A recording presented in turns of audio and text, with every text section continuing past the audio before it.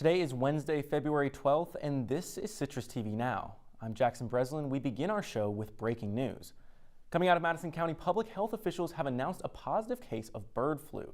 Contact with the birds was limited to the owners, who will be monitored for symptoms by Madison County public health officials for 10 days from last exposure.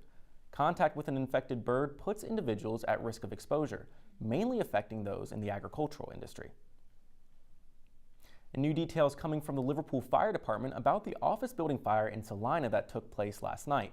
The fire department says there was no sprinkler system inside the building.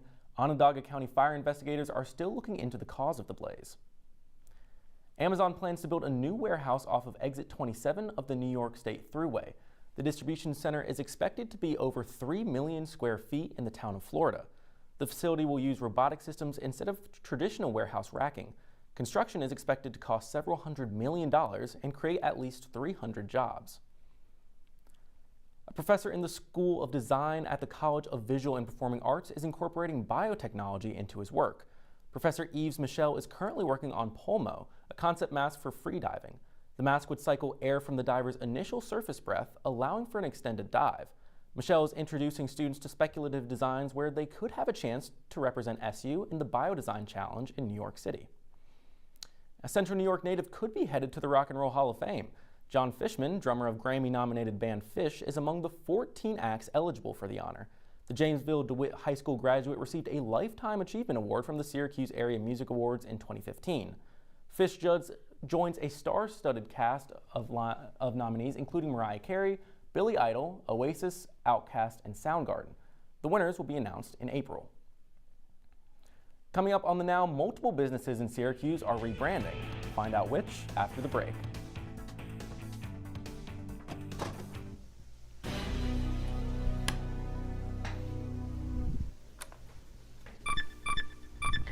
Welcome back to the Esports Juice Box, where we break down this week's esports news into digestible sizes for you. With the end of CSGO and the release of Counter-Strike 2. Welcome back to the Esports Juice Box, where we break down this week's esports news into digestible sizes for your easy consumption.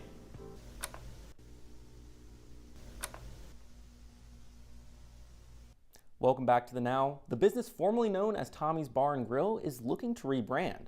The City Planning Commission's meeting heard a request to reopen as a restaurant named Tommy's Diner. Property owner Greg Neese is attempting to reduce crime and vandalism on the property.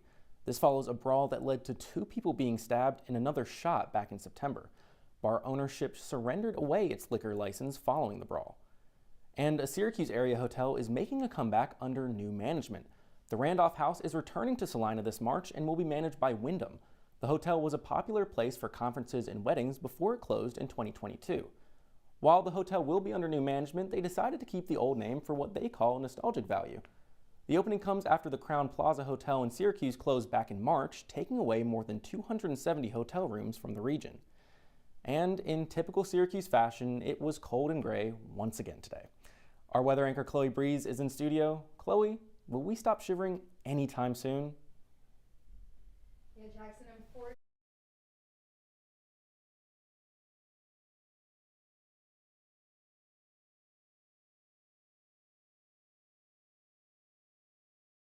snow is going to be starting into the night tonight, so it's going to continue getting a little bit cold. Tonight it's going to go into 14 degrees. It's going to feel like 7, and that overcast gray is still going to stay. And don't worry, because we're going to be getting some more snow later on this week. So tomorrow we have some morning showers. It's going to be about 41 degrees. And then as we continue into the week on Friday, it's going to be 25 degrees. And Saturday with 33 degrees. Now we're going to expect some high winds this week, and the snow is just going to keep piling and piling down. It seems like it's really never going to end, but so make sure to get your jacket, coat, hat, everything to try and stay as warm as possible during this snowy time. We're going to be going into a winter storm warning later on into the week, so definitely bundle up best you can. But Jackson, I'll send it back to you at the desk. Thank you, Chloe. Well, coming up on News Live at 6, a local organization is helping the community through clothing. Our Grace Elford has the story. That's all the time we have for you today on Citrus TV Now. I'm Jackson Breslin. The news continues in an hour. Have a great night, Syracuse.